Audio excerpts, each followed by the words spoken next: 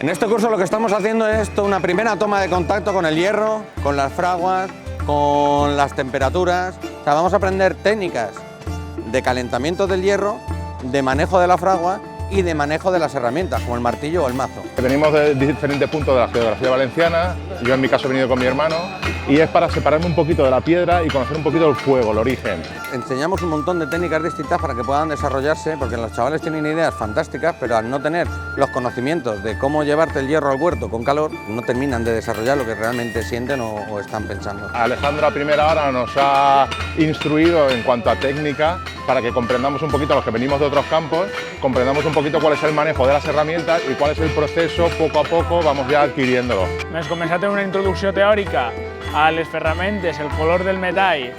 i com treballar-ho, i ja ens hem posat a calfar la forja y a treballar. Si hay una cantidad de alumnos suficientes en una población, en vez de que se desplacen a nuestras instalaciones, que estamos en Onil, en Alicante, pues desplazamos el taller y hacemos lo que estamos viendo aquí. Estamos ahora ahí fraguando y estamos haciendo una herramienta tenazas, que es muy simple para los que estamos iniciándonos, y estamos disfrutando con el fuego y bueno, en este día nublado viene muy bien estar cerquita de la fragua. Estamos tratando de recuperar la figura del forjador, el oficio del herrero con la tradición y con el conocimiento desde las técnicas ancestrales. Hemos estado en competiciones a nivel mundial de escultura en forja en la calle y hay un nivel maravilloso fuera de España.